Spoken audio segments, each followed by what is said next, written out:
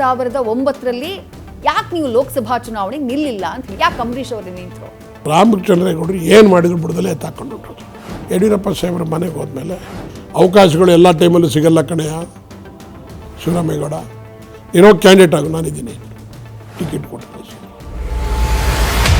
2013ರ by election MP election ನೀವು ನಿಲ್ಬೇಕಾಗಿತ್ತು. ನನ್ನ ಹೆಸರೇ ಪರಿಪೂರ್ಣವಾಗಿ ಹೋಯ್ತು. ಹೆಂಗೆ ಮಿಸ್ ಆಯಿತು ಸರ್? ಮತ್ತೆ ನನ್ನ ಹೆಸರನ್ನೇ ಅಂಬರೀಷ್ ಅಂತ ಹೇಳ್ತಿದ್ರು. ಹೈಕಮಾಂಡ್ನವರು ಕೊನೆ ಹಂತದಲ್ಲಿ ರಮ್ಯ ಅವ್ರ ಹೆಸರು ಬಿಟ್ಟರು. ಬಟ್ ನೀವು ನಾಮಿನೇಷನ್ ಫೈಲ್ ಮಾಡಿರ್ತೀರಿ, ನೀವು ಭಾಳ ದೊಡ್ಡವರು ನನ್ನನ್ನು ನಾಮಿನೇಷನ್ ಫೈಲ್ ಮಾಡಿಸಿದ್ರು. 5 ತಿಂಗಳು 28 ದಿವಸ MP ಆಗಿರ್ತೀರಿ. ಗೆದ್ದಂಥ ಶಿವರಾಮೇಗೌಡರಿಗೆ ಟಿಕೆಟ್ ಸಿಗಬೇಕಾಗಿತ್ತು, ಸಿಗಲಿಲ್ಲ. ಯಾಕೆ ಸಿಗಲಿಲ್ಲ? ನಿಖಿಲ್ ಕುಮಾರಸ್ವಾಮಿ ಅವರು ಅಭ್ಯರ್ಥಿ ಆಗ್ಬಿಡ್ತಾರೆ, ಏನು ಬದಲಾಯಿತು ಅಂತ ಹೇಳಿ.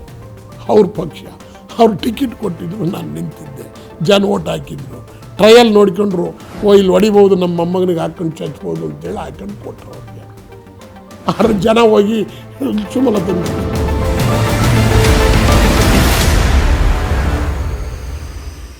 ನಮಸ್ಕಾರ, ನೀವು ನೋಡ್ತಾ ಇದ್ದೀರಾ ನ್ಯೂಸ್ ಫಸ್ಟ್, ನಾನು ವಿದ್ಯೇಶ್ರೀ. ಸರ್, 2009ರಲ್ಲಿ ಲೋಕಸಭಾ ಚುನಾವಣೆಗೆ ನೀವು ನಿಲ್ಲೋದು, 2008ರ ವಿಧಾನಸಭಾ ಚುನಾವಣೆ ಶ್ರೀರಂಗಪಟ್ಟಣದಲ್ಲಿ ಅಂಬರೀಷ್ ಅವ್ರು ನಿಲ್ಲೋದು ಅಂತೇಳಿ ನಿಮ್ಮಲ್ಲಿ ಮಾತುಕತೆ ಆಗಿರುತ್ತೆ. ಯಾಕೆ ನೀವು ಲೋಕಸಭಾ ಚುನಾವಣೆಗೆ ನಿಲ್ಲಿಲ್ಲ ಅಂತ ಹೇಳಿ ಯಾಕೆ ಅಂಬರೀಷ್ ಅವರು ನಿಂತರು? ಇಲ್ಲ, ಏನಾಗಿತ್ತು ಅಂದರೆ ಇದನ್ನು ನಾವೇನು ರಾಜ್ಯ ಮಟ್ಟದಲ್ಲಿ ನಾನು ಅಂಬರೀಷು ಮಾತಾಡ್ಕೊಂಡಿದ್ದು, ನಿಮ್ಮ ಮಾತು ಓಕೆ, ನಮ್ಮ ಮಾತು. ಲೋಕಸಭೆಯಲ್ಲಿ ಅಂಬರೀಷ್ ಅವರಿಗೆ ನಾನು ನಿಂತ್ಕೊಳ್ಳೋದಿಲ್ಲ ಅಂತೇಳ್ಬಿಟ್ಟು ತೀರ್ಮಾನ ಆಗೋಯ್ತು. ಅವ್ರು ಅಸೆಂಬ್ಲಿಗೆ ಹೋಗೋದು ಅಂತ ತೀರ್ಮಾನ ಆಯಿತು. ಶ್ರೀರಂಗಪಟ್ಟಣಕ್ಕೆ ಅಸೆಂಬ್ಲಿಗೆ ಹೋಯ್ತು ಅಂತ ಹೋಗಬೇಕು ಅಂತ ತೀರ್ಮಾನ ಆದಮೇಲೆ ನೀನು MP ಹೋಗೋದು ಅಂತ ನನಗೆ ಮಾತುಕತೆ ಆಗೋಯ್ತು. ನಮ್ಮ ಲೋಕಲಲ್ಲಿ ಮಾತುಕತೆ ಆದಮೇಲೆ ಅಂಬರೀಷು ತಿರ್ಗಾ ಬಂದು ಅವನೇ ನಿಲ್ಲಕ್ಕೆ ಕೊನೆಯವರೆಗೂ ನನ್ನ ಹೆಸರು ಹೋಯ್ತು. ಡೆಲ್ಲಿಗೆ ಹೈಕಮಾಂಡ್ಗೆ ಇಲ್ಲಿಂದ ಬಂದಿದ್ದರೆಲ್ಲ ಹೋಗಿ ನನ್ನ ಹೆಸರು ತೊಗೊಂಡೋದ್ರು. ಕೊನೆಯಲ್ಲಿ ಅಂಬರೀಷ್ ಹೆಸರನ್ನೇ ಅನೌನ್ಸ್ ಮಾಡಿದರು. ನಾನಾಗ ಬೇಜಾರಾಗಿ ಮನಗಿದ್ದೆ. BJPಯಿಂದ ಅದೇ ಚುನಾವಣೆಯಲ್ಲಿ ನೀವು ಸ್ಪರ್ಧೆ ಮಾಡ್ತೀರಿ? ಕೇಳಿ, ನಾನು ಬೇಜಾರಾಗಿ ಮನಗಿದ್ದೆ. ಬೆಳಿಗ್ಗೆ ಹೊತ್ತು ಕೆಲವು ದಿವಸ ವಾಕ್ ಹೋಗ್ತೀನಿ, ಇಲ್ಲರಿ ಯೋಗ ಮಾಡ್ತೀನಿ ನನ್ನ ಮನೆಯಲ್ಲಿ. ವಾಕ್ ಹೋಗೋದಕ್ಕೆ ರೆಡಿ ಆಯ್ತಿದ್ದೆ. ರಾಮಚಂದ್ರೇಗೌಡರು ಬಂದರು, ನಮ್ಮ ಮಿನಿಸ್ಟರ್. ಯಡಿಯೂರಪ್ಪ ಸಾಹೇಬ್ರು ಕರ್ಕೊಂಬರ್ತಾರೆ, ಬರೋಕ್ಕೆ ಕೇಳಿದರು, ಬಾ ಅಂತ ಹೇಳಿದ್ರು. ಸೋಮಣ್ಣವರು ನಾನು ಬರ್ತೀನಿ ಅಂದರು. ಏನೇನು ಬರೋದು ಬೇಡ ಅಣ್ಣ, ನಾನು ರಾಮಚಂದ್ರೇಗೌಡರು ಬಂದವ್ರೆ ಅಂತ ಹೇಳಿ. ಸೋಮಣ್ಣವರು ನಾನು ಮೊದಲಿಂದಲೂ ಭಾಳ ಆತ್ಮೀಯ. ಸೋಮಣ್ಣಂಥ ಕೆಲಸ ಮಾಡೋ ಲೀಡರ್ ನಾವು ಇನ್ನೊಬ್ಬರು ನೋಡೋಕ್ಕಾಗಲ್ಲ ರಾಜಕಾರಣದಲ್ಲಿ, ನನ್ನ ಲೆಕ್ಕದಲ್ಲಿ. DK ಶಿವಕುಮಾರ್ ಅವರು ಒಂದು ಕಡೆಗೆ, ರಾಮಲಿಂಗಾರೆಡ್ಡಿ ಅವರು ಒಂಥರ ಮಾಡ್ತಾರೆ, ಬೇರೆಯವರು ಒಂಥರ ಮಾಡ್ತಾರೆ. ಸೋಮಣ್ಣ ಮಾತ್ರ ಹಾರ್ಡ್ ವರ್ಕರ್ ನನ್ನ ಲೆಕ್ಕದಲ್ಲಿ. ನಾನು ರೆಡಿ ಟ್ರ್ಯಾಕ್ ಪ್ಯಾಂಟಲ್ಲಿ ನನ್ನನ್ನು ರಾಮಚಂದ್ರೇಗೌಡರು ಏನು ಮಾಡಿದ್ರು ಬಿಡದಲ್ಲೇ ಎತ್ತಾಕೊಂಡು ಹೊರಟೋದ್ರು. ಯಡಿಯೂರಪ್ಪ ಸಾಹೇಬ್ರ ಮನೆಗೆ ಹೋದ್ಮೇಲೆ, ನೀನು ಕ್ಯಾಂಡಿಡೇಟ್ ಆಗಬೇಕು ಕಡೆ ಅಂದರು. ಒಂದು ಕವರೊಳಗೆ ಹಾಕಿ B ಫಾರಮ್ ಬರ್ಕೊಟ್ಟಿದ್ರು. B ಫಾರಮ್ ಕೊಡ್ತಾಯಿದ್ದೀನಿ, ನೀನು MP ಕ್ಯಾಂಡಿಡೇಟ್ ಆಗಬೇಕು ಅಂದರು. ಸರ್, ನಾನು ಈಗ ಹೇಗೆ ತುಂಬ ಹಿಂಗೆ ಕರೆದು ಹೇಳ್ಬಿಟ್ಟು ಹೆಂಗಾಗುತ್ತೆ ಸರ್, ನಾನು ಅದಕ್ಕೆ ಕೇಳಬೇಕು. ಅವಕಾಶಗಳು ಎಲ್ಲ ಟೈಮಲ್ಲೂ ಸಿಗಲ್ಲ ಕಣೆಯ ಶಿವರಾಮೇಗೌಡ, ಏನೋ ಕ್ಯಾಂಡಿಡೇಟ್ ಆಗು, ನಾನಿದ್ದೀನಿ ಅಂದರು. ನಾನು ಧನ ಸಹಾಯನೂ ಮಾಡ್ತೀನಿ ಹೋಗು ಅಂದರು. ಪಾಪ ಅವ್ರು ಹೇಳ್ದಂಗೆ ನಡ್ಕೊಂಡ್ರು. ಟಿಕೆಟ್ ಕೊಟ್ಟು ಕಳಿಸಿದರು. ನನ್ನ ಕ್ಯಾನ್ವಾಸಿಗೆ ವೆಂಕಯ್ಯ ನಾಯ್ಡು ಸಾಹೇಬರು, ಯಡಿಯೂರಪ್ಪನವ್ರು ಅಲ್ದಲ್ಲೇ ವೆಂಕಯ್ಯ ನಾಯ್ಡು ಸಾಹೇಬರು, ರಾಜನಾಥ್ ಸಿಂಗ್ ಸಾಹೇಬರು ಇಬ್ಬರೂ ಸಹಿತ ಬಂದು ನನಗೆ ಕ್ಯಾನ್ವಾಸ್ ಮಾಡಿದರು. 1,56,000 ಲೀಡ್ ಓಟ್ ತೊಗೊಂಡೆ ನಾನು. ಅವತ್ತು ನೀವು ಸ್ಪರ್ಧಿಸಲಿಲ್ಲ ಅಂತಂದರೆ ಅಂಬರೀಷ್ ಅವ್ರು ಗೆಲ್ತಿದ್ರು. ಅಂಬರೀಷ್ ಅವ್ರು ಸೋತರು. ಚಲುವರಾಜ ಸ್ವಾಮಿ ಗೆದ್ದ. ಅವತ್ತು ಇನ್ನೊಂದು ಇನ್ಸಿಡೆಂಟ್ ಹೇಳ್ತೀನಿ. ನಮ್ಮಲ್ಲೊಬ್ಬರು ಶಂಕರ್ ಅಂತ ಇದ್ದರು, ಹೊನ್ನಾವರ ಶಂಕರ್ ಅವರು. ದೇವೇಗೌಡರಿಗೆ ಒಂದು ಥ್ಯಾಂಕ್ಸ್ ಹೇಳ್ಬಿಡಿ, ಮೊದಲೇ ಫೋನ್ ಗೆದ್ದಿದ್ದೀರಿ ಅಂತೇಳಿ. ದೇವೇಗೌಡರಿಗೆ ಥ್ಯಾಂಕ್ಸ್ ಹೇಳೋದಿರಲಿ, ಶಿವರಾಮೇಗೌಡರು ನಿಲ್ತಿದ್ರು, ನಾನೆಲ್ಲಿ ಗೆಲ್ಲಕ್ಕಾಯ್ತದೆ, ಫಸ್ಟ್ ಶಿವರಾಮೇಗೌಡರಿಗೆ ತಗೊಳ್ರಿ ಫೋನ್ ಅಂತ. ಶಿವರಾಮೇಗೌಡರಿಗೆ ಫೋನ್ ತಗೊಂಡು, ಚಲುವರಾಜ ಸ್ವಾಮಿಯವರು ನಿಮ್ಮ ಸಹಕಾರದಿಂದ ಗೆದ್ದಿದ್ದೀನಿ ಸ್ವಾಮಿ ನಾನು ಅಂದರು. ಅವ್ರಿಗೆ ನೆನ್ಕೊಂಡವರೋ ಇಲ್ವೋ ಗೊತ್ತಿಲ್ಲ. ಚಲುವರಾಜ ಸ್ವಾಮಿಯವ್ರು ಹೇಳಿದ ಮಾತು ನನಗೆ ಫಸ್ಟ್ ಟೆಲಿಫೋನ್. ನನ್ನ ಕರ್ಮ ಇದು. ಅಂಬರೀಷ್ ಅಣ್ಣ ಸೋತ, ನಾನು ಸೋತೆ, ಚಲುವರಾಜ ಸ್ವಾಮಿಯವರು ಗೆದ್ದರು. ಚಲುವರಾಜ ಸ್ವಾಮಿಯವರು ನಾವು ಅವರಿಂದ ಗೆದ್ದಿದ್ದೀವಿ ಅಂತ ಒಂದು ಉಪಕಾರ ಸ್ಮರಣೆನೂ ನಮ್ಮ ಮೇಲಿಲ್ಲ ಅವರಿಗೆ. 2013 ಬೈ ಎಲೆಕ್ಷನ್ MP ಎಲೆಕ್ಷನ್ ನೀವು ನಿಲ್ಬೇಕಾಗಿತ್ತು. ನಾನು ನಿಲ್ಲೋದಕ್ಕೆ ರಮ್ಯಾ ಪಾಲಾಗತ್ತೆ. ನನ್ನ ಹೆಸರೇ ಪರಿಪೂರ್ಣವಾಗಿ ಹೋಯ್ತು. ಹೆಂಗೆ ಮಿಸ್ ಆಯಿತು ಸರ್? ಮತ್ತೆ ಅಂಬರೀಷ್ ಅಣ್ಣೇ ಕೊನೆಯಲ್ಲಿ ನೀವು ಯಾರಿಗಾರ ಕೊಡಿ, ನಂದೇನು ಅಡ್ಡಿ ಇಲ್ಲ, ನಾನು ಯಾರಿಗೆ ಕೊಟ್ಟರು ಮಾಡ್ತೀನಿ, ಪಾರ್ಟಿ ಹೇಳ್ದಂಗೆ ಕೇಳ್ತೀನಿ ಅಂದ್ಬಿಟ್ರು. ಅವರು ನನ್ನ ಹೆಸರನ್ನೇ ಅಂಬರೀಷ್ ಅಣ್ಣ ಹೇಳ್ತಿದ್ರು. ಇವ್ರು ಪಟ್ಟಿಡಲಿಲ್ಲ. ಹೈಕಮಾಂಡ್ನವರು ಕೊನೆ ಹಂತದಲ್ಲಿ ರಮ್ಯಾ ಅವ್ರ ಹೆಸರು ಬಿಟ್ಟರು. ನೀವು ಯಾರನ್ನಾರು ಕೊಡಿ, ನಂದೇನು ಅಡ್ಡಿ ಇಲ್ಲ ಅಂದರು ಅಂಬರೀಷ್ ಅಣ್ಣವರು. ಆಯ್ತಣ್ಣ ಅಂತ ನಮಸ್ಕಾರ ಮಾಡಿ ಅವರ ದಕ್ಷಿಣ ನಾಮಿನೇಷನ್ ಫೈಲ್ ಮಾಡಿರ್ತೀರಿ ನೀವು. ಅದು ಏನಾಯಿತು ಅಂದರೆ ಸನ್ನಿವೇಶ, ನನಗೆ ಯಾರು ಹೆಸರು ಹೇಳಕ್ಕೆ ಹೋಗಲ್ಲ, ಭಾಳ ದೊಡ್ಡವರು ನನ್ನನ್ನು ನಾಮಿನೇಷನ್ ಫೈಲ್ ಮಾಡಿಸಿದ್ರು, ಬೇರೆ ಬೇರೆ ಏನೋ ಆಗುತ್ತೆ ಅಂತ. ನೋಡಿ, ಗ್ರಾಚಾರ ಚೆನ್ನಾಗಿಲ್ಲ ಅನ್ನೋದು ಕೇಳ್ತೀನಿ. ಅವರು ನಿಲ್ಲಿಸೋದು ಅವ್ರ ಕುಟುಂಬದಲ್ಲೇ ನಿಲ್ಲಿಸ್ಬೇಕು ಬೇಡ ಅನ್ನೋದು ಒತ್ತಡ ಇರ್ತದೆ. ಅದಕ್ಕೇನೇನೋ ಕಾರಣಗಳು ಬೇರೆ ಬೇರೆ. ಅದಕ್ಕೆ ಅವತ್ತಿನ ಪ್ರಬುದ್ಧಮಾನದಲ್ಲಿರ್ತಕ್ಕಂಥ ಮಹಾನ್ ಲೀಡರ್ಗಳು ರಾತ್ರಿ ಬೆಳಗಿನ 5 ಗಂಟೆಯಲ್ಲಿ ನನಗೆ ಫೋನ್ ಮಾಡ್ತಾರೆ, ನನ್ನ ಹೆಸರು ಡೀಟೇಲ್ ತಗೊಳ್ತಾರೆ. ನಿಂದು ನಾಮಿನೇಷನ್ ಯಾಕದಕ್ಕೆ ಅಲ್ಲಿ ಬರಬೇಕು, ಸೂಚನೆ ಮಾಡೋಕ್ಕೆ ಇಬ್ಬರು ಬರಬೇಕು, ನಿಮ್ಮವ್ರನ್ನ ಕರೆಸು, ನಿನ್ನ ನಾಮಿನೇಷನ್ ಎಲ್ಲ ತಂದಿರ್ತೀವಿ ಅಂತ ಹೆಸರು ಹೇಳಿ ತಗೊಂಬತ್ತಾರೆ. ಯಾರಂತ ಹೆಸರು ಬೇಡಿ. ಅಷ್ಟರೊಳಗೆ ಅವ್ರದ್ದು ಪ್ರಾಬ್ಲಮ್ ಸಾಲ್ವ್ ಆಗುತ್ತೆ. ನಾವೆಲ್ಲ ಹೊರಗಡೆ 5 ಜನ ಮಾತ್ರ ತಾನೇ ಒಳಕ್ಕೆ ಅರ್ಜಿ ಹಾಕಕ್ಕೆ ಹೋಗೋಕ್ಕಾಗೋದು. ಅರ್ಜಿ ಹಾಕಿಬಿಟ್ಟು ಈಚೆ ಬರ್ತಾರೆ. ಇನ್ನು ಉಳಿದರೆಲ್ಲ ಇನ್ನೂ ಬರ್ತಾ ಇರ್ತಾರೆ. ನಮ್ಮ RT ನಾರಾಯಣ ಅವ್ರಿಗೆ ಎದೆ ಜಾಸ್ತಿ ಪೇನ್ ಸ್ಟಾರ್ಟ್ ಆಗೋಯ್ತದೆ. ನನ್ನೇ ಬಂದು ಕೇಳ್ತಾರೆ, ಚಾಕ್ಲೇಟ್ ಇದೆಯಾ ಗೌಡ್ರೆ ಅಂತ. ರಮ್ಯಾ ಅವರ ತಂದೆ ಕೊಡಿ ಅಂತಾರೆ. ಇಲ್ಲ ಅಂದಾಗ ಅದು ಯಾರೋ ಬಂದು ಅಲ್ಲಿಂದ ಒಂದು ಬಿಸ್ಕೆಟ್ ಇಟ್ಕೊಂಡಿದ್ದಾರೆ, ಬಿಸ್ಕೆಟ್ ಕೊಡ್ತಾರೆ. ನಂದೇ ಕಾರ್ ಕರೆಸ್ತೀನಿ ಅಂತ ನಾನು ಹೊಡೋಯ್ತೀನಿ. ಅಷ್ಟೊತ್ತಿಗೆ ಅವ್ರ ಕಾರು ಯಾರೋ ಹೇಳಿದ್ರು, ನಾವು ಬಂದುಬಿಟ್ರು ಅವ್ರ ಕಾರು. ನಾವು ಅಲ್ಲೇ ಉಳ್ಕೊಂಡು ನಾಮಿನೇಷನ್ ಅಕ್ಸೆಪ್ಟ್ ಆಗೋಯ್ತು. ಇವ್ರೋಗಿ ಅಲ್ಲಿ 20 ನಿಮಿಷದಲ್ಲೇ ನಾರಾಯಣ ಅವ್ರು ಇಲ್ಲ ಅಂತ ತೀರ್ಮಾನ ಆಗೋಯ್ತು. ಕಾಕತಾಳಿ ಹೆಂಗಿದೆ ಲೆಕ್ಕ ಹಾಕಿ. ಅವ್ರು ಅರ್ಧ ಗಂಟೆ ಮುಂಚೆ ಸತ್ತಿದ್ರೆ ನಾನೇ ಕ್ಯಾಂಡಿಡೇಟು ಅಂದರೆ ನನಗೆ ನಿಂತ್ಕೊಳ್ಳೋ ಯೋಗ ಇಲ್ಲ. ಆಗ ರಮ್ಯಾ ಅವ್ರನ್ನೇ ಕ್ಯಾಂಡಿಡೇಟ್ ಮಾಡಿ ಗೆಲ್ಲಿಸ್ತು, ತಿರ್ಗಾ ಸೋಲಿಸ್ತು. 2014 ಲೋಕಸಭಾ ಚುನಾವಣೆ ಮತ್ತೆ ರಮ್ಯಾ ಅವರಿಗೆ ಟಿಕೆಟ್ ಹೋಗುತ್ತೆ. ಇಲ್ಲ, ನಾವು ಅಷ್ಟೊತ್ತಿಗಾಲೇ ಅಂಬರೀಷ್ ಅಣ್ಣ ನಾವೆಲ್ಲ ಯಾವ ರೀತಿಲೂ ನಾವು ಯಾವ ಕಾರಣಕ್ಕೂ ಕ್ಯಾನ್ವಾಸ್ ಮಾಡಬಾರ್ದು ಅಂತ ತೀರ್ಮಾನ ತೊಗೊಂಡಿತ್ತು. ಯಾಕೆ ಸರ್, ಯಾಕೆ ರಮ್ಯಾ ಅವರ ವಿರುದ್ಧ ಆಕ್ರೋಶ ಆಯ್ತಾ? ಇಲ್ಲ, ನನಗೆ ಬೇಜಾರಿತ್ತು ರಮ್ಯಾ ಅವ್ರ ವಿರುದ್ಧ. ನನ್ನ ವಿರುದ್ಧ ಬಂದು MP ಆದವರು. ಅವರು ನಾಗಮಂಗಲಕ್ಕೆ ಟೂರ್ ಹಾಕ್ಕೊಂಡ್ರು. ನಾಗಮಂಗಲಕ್ಕೆ ಟೂರ್ ಹಾಕ್ಕೊಂಡಾಗ ಅವರು ಫಸ್ಟ್ ಸ್ಟಾರ್ಟ್ ಮಾಡ್ತಾರೆ, ನಾಳೆಯಿಂದ ಟೂರು ಅಂತ ಹೇಳಿದರು. ನಾನು ಫೋನ್ ಮಾಡಿದೆ ಇಂಥ ದಿವಸ, ನಾನು ನಿಮ್ಮ ಜೊತೆ ಹೋರಾಟ ಮಾಡಿ ಟಿಕೆಟ್ ಕೊಡಿಸಿದ್ದೀನಿ, ನಿನ್ನೆ ಕ್ಯಾನ್ವಾಸ್ ಮಾಡಿದ್ದೀವಿ, ಗೆದ್ದಿದ್ದೀರಿ, ನೀವು ಅವ್ರು MLA ಇರ್ಬೋದು, ಇನ್ನು ನಮ್ಮ ವಿರುದ್ಧ ಇರೋರು, ಅವ್ರನ್ನೇ ಟೈಮ್ ತಗೊಳ್ಳಿ, ನನಗೆ ಒಂದು 3 ದಿವಸ ಮುಂಚೆ ಹೇಳಿ, ನಾಳೆ ಇಟ್ಕೊಂಡು ನೀವು ಇವತ್ತು ಬಂದಿದ್ದು ಹೆಂಗಾಗುತ್ತೆ, ನಿಮ್ಗೆ ಇನ್ನೊಂದು ದಿವಸ ಟೈಮ್ ಕೊಡ್ತೀವಿ ಅಂತ ನೀವೇ ಇಬ್ಬರು 2 ಗುಂಪು ಮಾಡಿರಾ ಅಂತೇಳಿ ನಮಗೂ ಅವ್ರಿಗೂ ಟಗಪರಾಯಿತು, ರಮ್ಯಾ ಅವ್ರಿಗೂ ನಮಗೂ.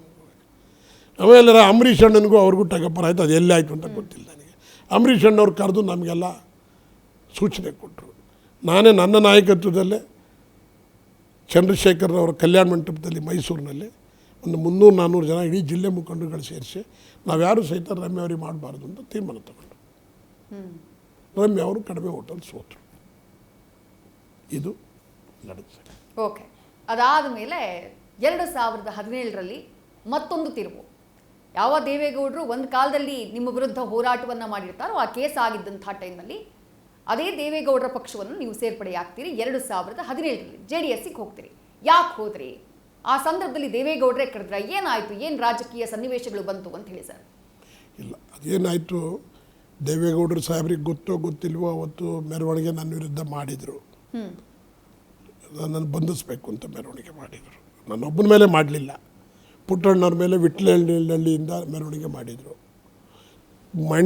ಕುಣಗಲ್ನಿಂದ ರಮೇಶನ್ ಬಂಧಿಸಬೇಕು ಅಂತ ಬೆಂಗಳೂರವರೆಗೂ ಮಾಡಿದರು.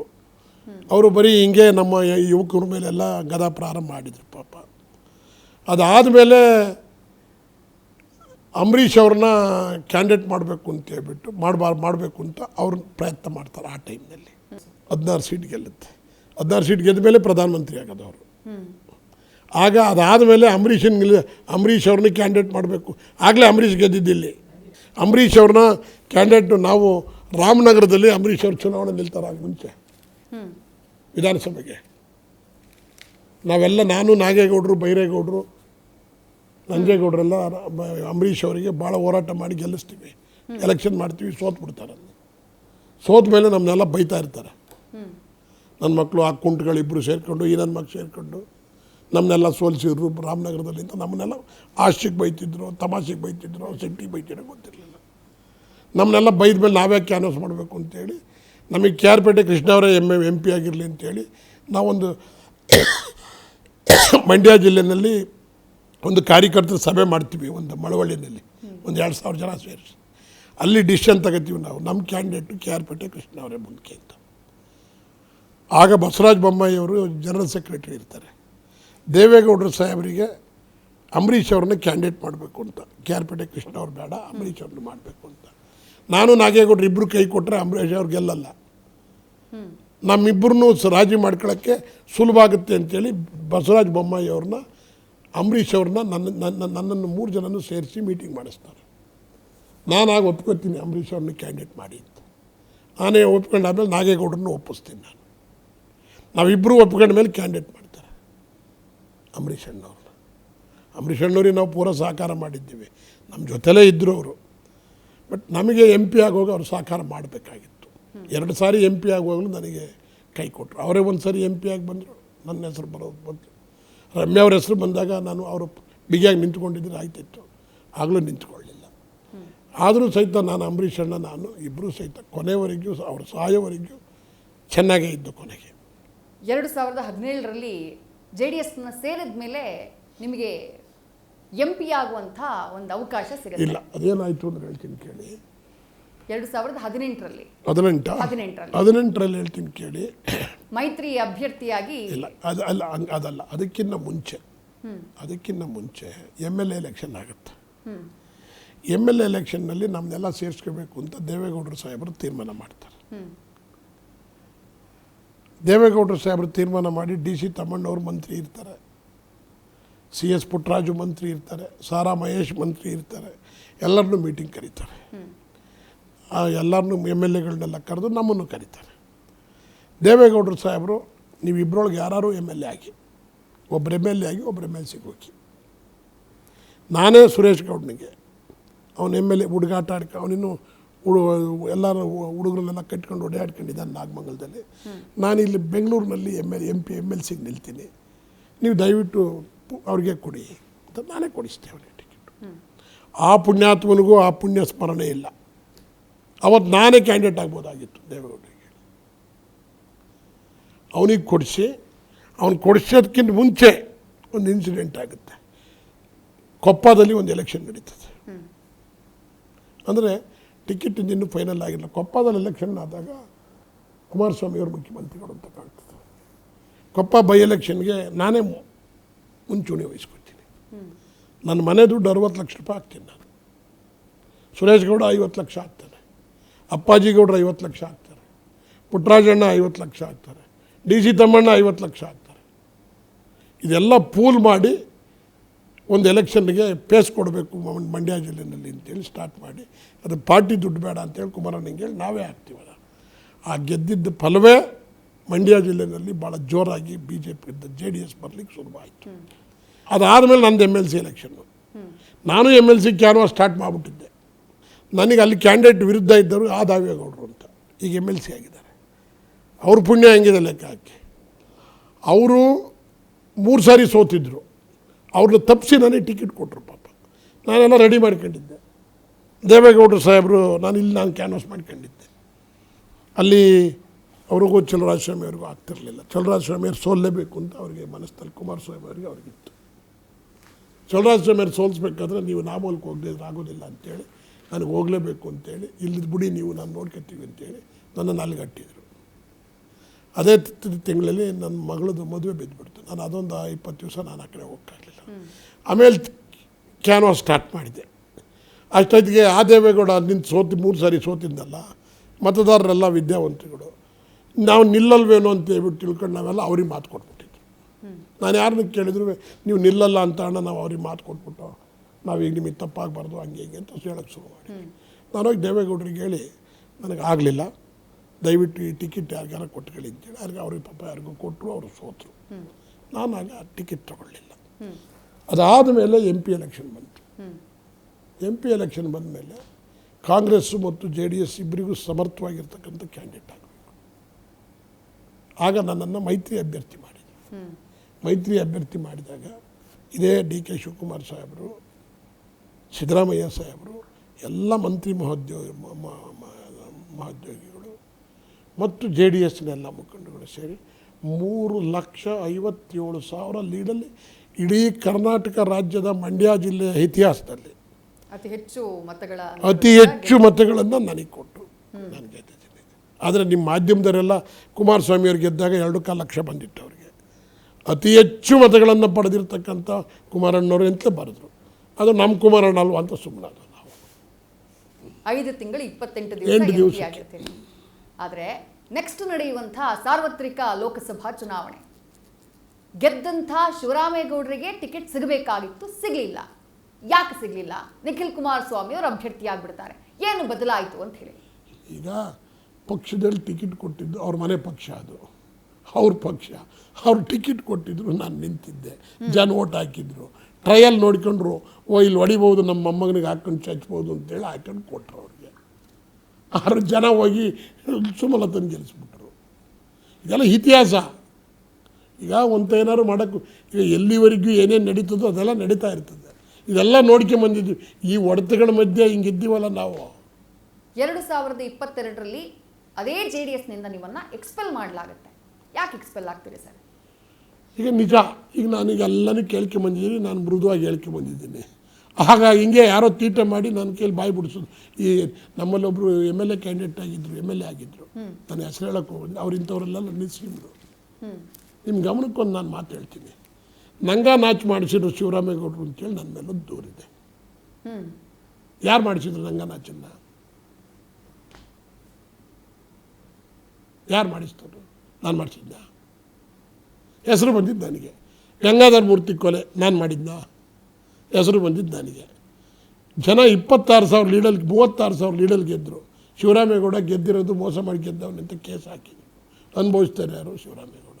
ಇದು ನನ್ನ ಇತಿಹಾಸ. ನಾಗಮಂಗಲದಲ್ಲ, ಕಲಿ ಮಂಡ್ಯ ಜಿಲ್ಲೆಯಲ್ಲಿ ನಾನು ನಂಗ ನಾಚು ಮಾಡಿಸ್ತವ್ರು ಇನ್ನೂ ರಾಜಕಾರಣದಲ್ಲೇ ಇದ್ದಾರೆ. ನಾನು ಹೆಸರು ಹೇಳಕ್ಕೆ ಹೋಗೋದಿಲ್ಲ.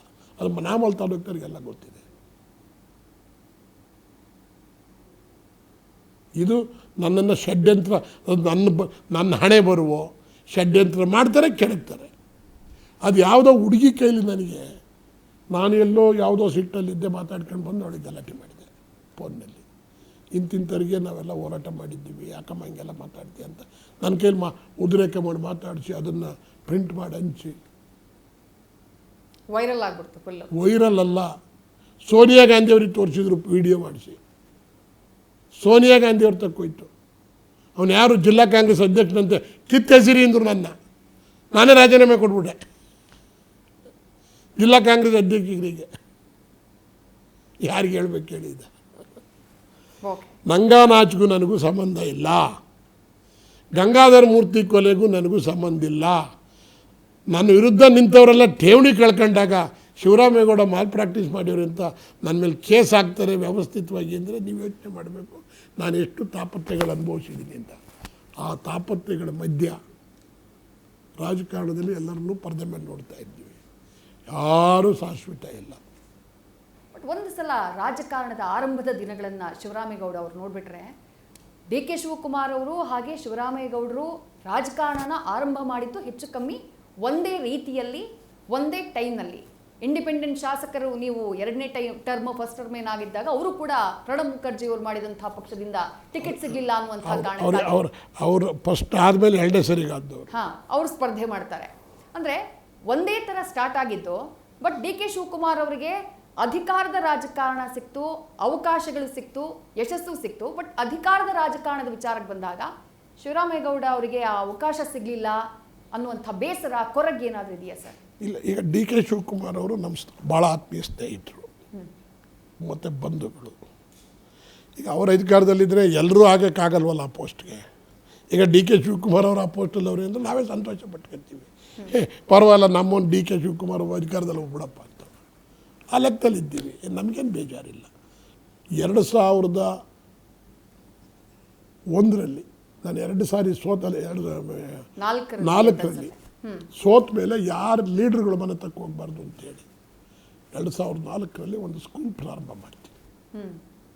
ನನ್ನ ಸ್ಕೂಲಲ್ಲಿ ಇವತ್ತು 7,800 ಜನ ಹುಡುಗರಿದ್ದಾರೆ. Royal Concord International School. 8 ಶಾಲೆಗಳು ಮಾಡಿದೆ. 4 ಶಾಲೆಗಳು ನಾನು ನಡೆಸ್ತಾ ಇದ್ದೀನಿ, 4 ಶಾಲೆಗಳನ್ನ ಫ್ರಾಂಚೈಸಿ ಕೊಟ್ಟಿದ್ದೀನಿ. 7,800 ಜನನೂ 900 ಜನನೂ ಇವತ್ತು ಹುಡುಗರಿದ್ದಾರೆ ನಮ್ಮ ಸ್ಕೂಲ್ಗಳಲ್ಲಿ. ಭಾಳ ಒಳ್ಳೆ ಕ್ವಾಲಿಟಿ ಎಜುಕೇಷನ್. ಸೀಟೇ ಸಿಕ್ಕಲ್ಲ ಕೆಲವು ಸ್ಕೂಲ್, ನಮ್ಮ ಕೆಲವು ಬ್ರಾಂಚ್ಗಳಲ್ಲಿ. ಅಷ್ಟು ಅದ್ಭುತವಾಗಿ ನಾನು ಯಾವ ಇಂಟರ್ಫಿಯರೆನ್ಸು ಮಾಡ್ದಂಗೆ ನನ್ನ ಮಗ ಒಂದು ಕಡೆ, ಮಗಳೊಂದು ಕಡೆ, ಸೊಸೆ ಒಂದು ಕಡೆ, ನನ್ನ ಹೆಂಡತಿ ಎಲ್ಲ ನೋಡ್ಕೊಳ್ಳೋದ್ರಲ್ಲಿ ನಾವೆಲ್ಲ ನೋಡ್ಕೊಂಡು ಈಗ ನಮಗೆ ಒಂದು ನಿಮಿಷ ಪುರ್ಸೊತ್ತಿಲ್ಲ. ನಾನು ಆರಂಭದಲ್ಲೇ ಹೇಳಿದೆ, ಕರ್ನಾಟಕದ ವರ್ಣರಂಜಿತ ರಾಜಕಾರಣಿಗಳ ಹೆಸರು ತಗೊಂಡಾಗ ಶಿವರಾಮೇಗೌಡ ಅವರ ಹೆಸರು ಬರುತ್ತೆ ಅಂತ ಹೇಳಿ. ಯಾಕಂದರೆ ಅವರ ಉಡುಗೆ ತೊಡುಗೆ, ಅವ್ರು ಹಾಕೋ ವಾಚು, ಅವ್ರು ಹಾಕೋ ಶೂಸು, ಅದು ಕೂಡ ಅಷ್ಟೇ ಸದ್ದು ಮಾಡುತ್ತೆ. ಫಾರಿನ್ ಬ್ರ್ಯಾಂಡ್ ಬಟ್ಟೆಗಳನ್ನು ಹಾಕ್ತಾರೆ ಅಂತ ಹೇಳಿ ಹೆಸರನ್ನ ಮಾಡಿದವರು ಎಸ್.ಎಂ. ಕೃಷ್ಣ ಅವರ ಆಪ್ತರಾಗಿದ್ದರು. ಇನ್ಫ್ಲುಯೆನ್ಸ್ ಯಾರು? ನಾನು ಮೊದಲಿಂದಲೂ ಬಟ್ಟೆ ಚೆನ್ನಾಗಿ ಹಾಕ್ತಿದ್ದೆ. ಬಟ್ಟೆ ಚೆನ್ನಾಗಿ. ಆಮೇಲೆ ಭಾಳ ದೇಶ ಸುತ್ತಿದ್ದೀನಿ. 100ಕ್ಕೂ ಮಿಗಿಲಾಗಿರ್ತಕ್ಕಂಥ ದೇಶಗಳ ಪ್ರವಾಸ ಮಾಡಿದ್ದೀನಿ. 100 ದೇಶಗಳಿಗಿಂತಲೂ ಮಿಗಿಲಾಗಿ ಮಾಡಿದ್ದೀನಿ ನಾನು ನನ್ನ 25ನೇ ವರ್ಷದ ಆ್ಯನಿವರ್ಸರಿನ ಸಿಡ್ನಿನಲ್ಲಿ ಮಾಡ್ತೀನಿ. ನನ್ನ ಮೊಮ್ಮಕ್ಕಳು ಬರ್ತ್ಡೇನ ಮಕಾವ್ನಲ್ಲಿ, ಹಾಂಗ್ಕಾಂಗ್ನಲ್ಲಿ, ದುಬೈನಲ್ಲಿ ಮಾಡಿದ್ದೀನಿ ಎಷ್ಟೋ ಸರಿ. 1000ಕ್ಕೂ ಹೆಚ್ಚು ಸೂಟ್ ಇದ್ದಂತೆ ಶಿವರಾಮೇಗೌಡ ಅವರ ಹತ್ರ. ಇಲ್ಲ, ನಾನು ಬಟ್ಟೆ ವಿಚಾರದಲ್ಲಿ ಹೇಳ್ತೀನಿ ಕೇಳಿ. ಬಟ್ಟೆ ಮೇಲೆ ನನಗೆ ಹುಚ್ಚು ಮೊದಲಿಂದಲೇ. ನಾನು ಮಿಲಾನಾಗ ಹೋಗಿದ್ದು. ಇಟಲಿನಲ್ಲಿ ಇಷ್ಟು ಬಟ್ಟೆ ತಯಾರಾಯ್ತವೆ ಅಂತಂದರೆ ನಮಗೆ ಗೊತ್ತೇ ಆಗೋದಿಲ್ಲ. ಇಡೀ ಪ್ರಪಂಚಕ್ಕೆಲ್ಲ ಬೇಕಾಗಿರ್ತಕ್ಕಂಥ ಬಟ್ಟೆಗಳು ತಯಾರಾಗದೆ, ಭಾಳ ಒಳ್ಳೆಯ ಪ್ರಮಾಣದ ಬಟ್ಟೆಗಳು ತಯಾರಾಗದೆ ಇಟಲಿನಲ್ಲಿ. ವಾಚ್ ತಯಾರಾಗದೆ ಸ್ವಿಟ್ಜರ್ಲೆಂಡಲ್ಲಿ. ವಾಚು, ಬಟ್ಟೆ, ಕನ್ನಡಕ. ನಾನು ಈವನ್ ಟುಡೇ 20 ವರ್ಷದಿಂದ ನನ್ನ ಮ್ಯಾಚಿಂಗ್ ಇಲ್ದಲೇ ಆಚೆಗೆ ಹೋಗಲ್ಲ. ನನ್ನ ಬಟ್ಟೆಗೆ ತಕ್ಕಂತೆ ಕನ್ನಡಕ ನೋಡಿ. ಇಲ್ಲಿ ನಾನು ಇವತ್ತು ಇಲ್ಲಿ ಬರಬೇಕಾದ್ರೂ ಸಹಿತ ಇಲ್ಲಿ ನೋಡಿ, ನನ್ನ ಶೂಸ್ ಬ್ಲೂ, ನನ್ನ ಬಟ್ಟೆ ಬ್ಲೂ, ಇವನ್ ನನ್ನ ಖರ್ಚೀಪು ಬ್ಲೂ, ನನ್ನ ವಾಚು ಬ್ಲೂ, ನನ್ನ ಕನ್ನಡಕ್ಕೂ ಬ್ಲೂ. ಇವತ್ತು ಯಾರು ಏನಾದ್ರು ತಿಳ್ಕೊಳ್ಳಿ, ಅಸೂಯೆ ಪಟ್ಟರು ನನಗೇನು ತೊಂದರೆ ಇಲ್ಲ. ನನ್ನ ಮನೆ ದುಡ್ಡಿನಲ್ಲಿ ನಾನು ಮಜಾ ಮಾಡ್ತಾಯಿದ್ದೀನಿ. ನಾನು ಐ ಡೋಂಟ್ ಕೇರ್ ಎನಿಬಡಿ. ನಾನು ಚೆನ್ನಾಗಿರ್ತೀನಿ. ಹೊಸ ಕಾರ್ಗಳು ಬಂದು ತಗೋತೀನಿ. ನನಗೆ 3 ಕಾರವೆ, ದೊಡ್ಡ ದೊಡ್ಡ ಕಾರ್ಗಳು. ನಾನು ನಮ್ಮ ಡ್ರೈವರ್ಗೆ ಬಿಟ್ಟಿದ್ದೀನಿ, ಇವತ್ತೊಂದು ದಿವಸ ಓಡಿಸಿದ್ರೆ ನಾಳೆಗೆ ಇನ್ನೊಂದು, ನಾಳೆಗೆ ಹೊಡೆದ್ರೆ ಇನ್ನೊಂದು, ಹಿಂಗೆ ರೊಟೇಷನ್ ಅವನೇ ಮಾಡ್ಕೋಬೇಕು. ಕಾಲೇಜ್ ಡೇಸಲ್ಲೇ ಹುಡುಗಿಯನ್ನ ಮದುವೆ ಆಗೋಕ್ಕೆ ಹುಡುಗಿ ಹುಡುಕ್ತಾ ಇದ್ದಂಥ ಟೈಮಲ್ಲಿ 100ಕ್ಕೂ ಹೆಚ್ಚು ಹುಡುಗಿರನ್ನ ನೋಡಕ್ಕೆ ಹೋಗಿದ್ರಿ ಅನ್ನೋದನ್ನು ನಾನು ಕೇಳ್ಪಟ್ಟೆ. ನಿಜಾನಾ ಸರ್ ಇದು? ಹಿಂಗಾಗಿದ್ದು ಹೌದಾ? ನಾನು ಚುಂಚನಗಿರಿನಲ್ಲಿ ಓದ್ತಾ ಇದ್ದೆ. ಬಿಯರ್ ಕುಡಿಯೋದಕ್ಕೆ ಅವತ್ತಿನ ಕಾಲದಲ್ಲಿ ತುರುವೇಕೆರೆಗೆ ಹೋಗೋವು. ತುರುವೇಕೆರೆಯಲ್ಲಿ ರಾಮಕೃಷ್ಣೇಂದ್ರ ಅಂತೇಳಿ ನಮ್ಮ ಮಾವ, ನನ್ನ ಮದುವೆಯಾಗಿರೋ ಹೆಂಡತಿ ಮಾವ. ಅಲ್ಲಿ ನಾನಿನ್ನೂ ಅವ್ರಿಗೆ ಎಂಟ್ರ್ ಆಯ್ತಿದ್ದಂಗೆ ರಾಮಕೃಷ್ಣೇಂದ್ರ ಶಿಷ್ಯ ಒಬ್ಬ ನನ್ನನ್ನು ರಾಮಕೃಷ್ಣೇಂದ್ರ ಮನೆಗೆ ಹೋಗ್ತಾ ಇದ್ದೀನಿ ಬಾ ಅಂತ ಕರ್ಕೊಂಡು ಹೋದ. ಅವ್ನು ನನ್ನ ಭಾಳ ಬೇಕಾದ ಶಿಷ್ಯ. ಅವನೇನು ಮಾಡಿದ, ನಮ್ಮ ಮಾವಾರ್ಗೆ ಹೋಗಿ ನೋಡಿ, ನಾಗಮಂಗಲದಲ್ಲಿ ಶಿವರಾಮೇಗೌಡರು ಭಾಳ ಜೋರಾಗಿ ಕಾಲೇಜಲ್ಲೆಲ್ಲ ಓಡಾಡ್ಕೊಂಡು ಆಸ್ತಿವಂತರು, ಸುದನ್ನು ಕೊಡೋದಾದರೆ ಕೊಡ್ಬೋದು ಅಂಥೇಳಿ. ನನ್ನ ಹೆಂಡ್ತಿಲೆಲ್ಲೂ ಕೇಳ್ಕೊಳ್ಳೋದಾರೆ, ಅವಳು ಹುಷಾರಿಲ್ಲ, ಮನೆಗಿದ್ದಾಳೆ, ಜ್ವರ ಇಲ್ಲದೆ ಅವಳು ಬಂದಿರೋಳು. ಆಗ ನಮ್ಮ ಮಾವ ನಮ್ಮ ಅತ್ತೆ ಹತ್ರ ಹೋಗಿ ಹೇಳ್ತಾರೆ ಕಿವಿಲಿ ಮೆತ್ತಿಗೆ. ಆಗ ಮನೆ ಅಷ್ಟು ದೊಡ್ಡದಿಲ್ಲ, ಮುಂದ್ಗಡೆ ಒಂದು ಕರ್ಟನ್ ಇರ್ತದೆ, ಅದರಿಂದ ಡೈನಿಂಗ್ ಟೇಬಲ್ಲು, ಮುಂದೆ ಕೂತಿದ್ದೀವಿ. ಶಿವರಾಮೇಗೌಡ ಅಂತ ನಾಗಮಂಗಲದ ಹುಡುಗ, ರಾಮೇಗೌಡರ ಮಗ, ಒಳ್ಳೆ ಆಸ್ತಿವಂತ. ನಮ್ಮ ಸುಧನ್ ಕೊಡೋಣ ಆಗಲಿಲ್ಲ ಅಂತ ನಮ್ಮ ಅತ್ತೆಯವ್ರನ್ನ ಕೇಳ್ತಾರೆ. ಕೆಲಸ ಇದ್ರು ಮಾಡೋಗ್ರಿ ರೀ, ಪೋಲಿ ಅಂತೆ, ಅವನಿಗೆ ಕೊಡ್ತೀರಾ ಹೆಣ್ಣ ಅಂತ ಅಂದ್ಬಿಟ್ರು ನಮ್ಮ ಅತ್ತೆ. ನನಗೆ ಕಿವಿಯಾರ ಕೇಳ್ಕೊಂಬಿಟ್ಟೆ. ಆಗ ಏನು ಮಾಡೋದು ಇಲ್ಲಿ ನನಗೆ ಹಿಂಗೆ ಇಂಥ ಮಾತು ಅಂದ್ರೆ ನಾನು ಎಲ್ಲಾರ ಒಳ್ಳೆ ಕಡೆ ಈ ಕಾಫಿ ಪ್ಲಾಂಟ್ ಕಡೆ ಹುಡುಗಿ ತರಬೇಕು ಅಂತೇಳಿ ಚಿಕ್ಕಮಗಳೂರು ಸಕಲೇಶ್ಪುರ ಹುಡಿಕೊಂಡು ಉಂಟು. ನಾನು ಹಾಸನದಲ್ಲಿ ಓದಿದ್ದೆಲ್ಲ ಒಂದು ಟ್ರೂಪ್ ಇತ್ತು ನನ್ನ ಜೊತೆ. ಅವ್ರನ್ನೆಲ್ಲ ಗಂಧರ್ವ ಬಾರ್ ಅಂತ ಇದೆ ಎಲ್ಲಿ ಸಕಲೇಶ್ಪುರದಲ್ಲಿ. ಅಲ್ಲಿ ಒಂದು ವಾರ ರೂಮ್ ಮಾಡಿದ್ದು 15 ದಿವಸ. ಬಹುಶಃ ಇನ್ನೊಂದು ವಾರ ಇದ್ದರೆ ನಮಗೆಲ್ಲ ಓಡಿಸಾಡ್ಬಿಡೋರೇನೋ. ಎಲ್ಲ ತಗ್ಗು ಹೆಣ್ಣು ನೋಡೋಕೆ ಹೋಗ್ತೀವಿ, ಒಂದು ಹೆಣ್ಣು ಅವರು ಕೊಡ್ತಾಯಿಲ್ಲ, ನಾವು ಆಯ್ತಾ ಇಲ್ಲ. ಒಂದು 100 ಹುಡುಗಿರು ಸಕಲೇಶ್ಪುರದಲ್ಲಿ ಮತ್ತು ಚಿಕ್ಕಮಗಳೂರಿನಲ್ಲಿ 100 ಹುಡುಗಿರು ನೋಡಿರ್ಬೋದು ನಾನು. 100 ಹುಡುಗಿರು, 100ಕ್ಕೂ ಜಾಸ್ತಿ. ಆಮೇಲೆ ಅಲ್ಲಿ ಹೆಂಗೆ ಗೊತ್ತಾ, ಮಧ್ಯಾಹ್ನ ಹೇಳಿ ಕಳಿಸ್ಬಿಟ್ರೆ ಅವ್ರೇನು ಸ್ಟ್ಯಾಂಡರ್ಡು ಕೇಸರಿ ಭಾತು ಉಪ್ಪಿಟ್ಟು ಕಾಫಿ, ಇನ್ನೇನು ಮುಗಿದೋಯ್ತು. ಊಟಕ್ಕೂ ಇರಿಯನ್ನೆಲ್ಲ ಕೊಡ್ತಾರೆ ಕಳಿಸ್ತಾರೆ. ಆಯ್ತಾ ಮುಂದಕ್ಕೆ ಒಪ್ಪಂದ ಇಲ್ಲರಿಲ್ಲ. ಪಾಂಡುಪುರ MLA ಅವರು ಅಲ್ಗೇಗೌಡರು ನಮ್ಮ ತಂದೆಯವ್ರಿಗೂ ತುಂಬ ಕ್ಲೋಸ್ ಇದ್ದರು, ನನ್ನೂ ಚೆನ್ನಾಗಿ ಬಲ್ಲರು. ಅವ್ರಿಗೆ ರಾಮಕೃಷ್ಣಯ್ಯನವ್ರಿಗೆ ಅವ್ರ ಜೊತೆಲಿ MLA ಇದ್ದರು, ಅಪೆಕ್ಸ್ ಬ್ಯಾಂಕ್ ಚೇರ್ಮನ್ನು ಆಗಿದ್ದರು ಅವರು. ಅವ್ರು ಹೋಗಿ ನಮ್ಮ ಮಾವನ್ನ ಮಾತಾಡಿಸಿ ನಮ್ಮ ಅತ್ತೆಯವ್ರನ್ನ ಮಾತಾಡಿಸಿ ತಿರ್ಗಾ ಒಪ್ಪಿಸಿ ಬಂದರು. ಆಮೇಲೆ ಹೋಗಿ ತಿರ್ಗಾ ಅವಳನ್ನೇ ಮದುವೆ ಆದೆ ನಾನು. ಅಧಿಕಾರ ಇಲ್ಲ ಅನ್ನೋದೊಂದು ಕೊರಗೆ ಬಿಟ್ರೆ ಅದು ನನಗೆ ನೆಸಿಟಿ ಇಲ್ಲ. ಮಂತ್ರಿ ಆಗಲಿಲ್ಲ ಅನ್ನೋದೊಂದು ಕೊರಗೆ ಬಿಟ್ರೆ ಭಾಳ ಜನ ಮಂತ್ರಿಗಳು. ನಿಮ್ಮ ಸಾಮರ್ಥ್ಯ ತೋರಿಸೋದಕ್ಕೆ ಒಂದು ವೇದಿಕೆ ಬೇಕಿತ್ತು ಅನ್ನುವಂಥ ಕೊರಗಿದೆ ನಿಮಗೆ. ಆದರೆ ದೇವರು ಯಾವುದೋ ಬೇರೆ ರೂಪದಲ್ಲಿ ನನಗೆ ರೂಪಿಸಕ್ಕೆ ಕೊಟ್ಟಿದ್ದಾನೆ. ಇವತ್ತು ನಾನು 1200 ಜನಕ್ಕೆ ಕೆಲಸ ಕೊಟ್ಟಿದ್ದೀನಿ. ನಾನು ನಿಮ್ಮ ಮೂಲಕ ಈ ರಾಜ್ಯದ ಜನತೆಗೆ ನಾನೇನಾದರೂ ನಾನು ಕೆಲವು ವಿಚಾರನ ಮುಚ್ಚಿಟ್ಟಕ್ಕೆ ನನ್ನ ಕೈಲಿ ಆಗ್ತಾಯಿಲ್ಲ. ನಡೆದಿರ್ತಕ್ಕಂಥ ಹೋರಾಟಗಳ ಬದುಕು ನಮಗಾಗಿರೋ ತೊಂದರೆಗಳನ್ನ ಮುಚ್ಚಿಡೋಕ್ಕಾಗಲ್ಲ. ಆದ್ದರಿಂದ ನನಗಾಗಿರೋ ತೊಂದರೆನ ಕೆಲವು ಟೈಮ್ ಹೇಳದೇ ಇದ್ರೆ ತಪ್ಪೇನಾಗುತ್ತೆ ಅಂತೇಳಿ ಹೇಳ್ಬಿಟ್ಟಿದ್ದೀನಿ. ಇದರಿಂದ ಕೆಲವರಿಗೆ ಬೇಜಾರಾಗಿರ್ಬೋದು, ಕೆಲವರಿಗೆ ಸಮಾಧಾನ ಆಗಿರ್ಬೋದು. ನಾನಂತೂ ಸತ್ಯವನ್ನು ಮುಂದಿಟ್ಟಿದ್ದೀನಿ. Right sir. ನ್ಯೂಸ್ ಫಸ್ಟ್ ಮೂಲಕ ನಿಮ್ಮ ರಾಜಕೀಯ ಬದುಕಿನ ಪುಟಗಳನ್ನು ನಮ್ಮ ಮುಂದೆ ತೆರೆದಿಟ್ಟಿದ್ದಕ್ಕೆ ಥ್ಯಾಂಕ್ ಯು. ನಿಮ್ಮ ಸಮಯಕ್ಕಾಗಿ thank you sir. Thank you. ಇದಾಗಿತ್ತು ಈ ಹೊತ್ತಿನ ವಿಶೇಷ. ಕ್ಷಣ ಕ್ಷಣದ ಮಾಹಿತಿಗಾಗಿ ನೋಡ್ತಾ ಇರಿ ನ್ಯೂಸ್ ಫಸ್ಟ್, ನಿರ್ಭೀತಿಯಿಂದ ನಿಮ್ಮ ಪರವಾಗಿ.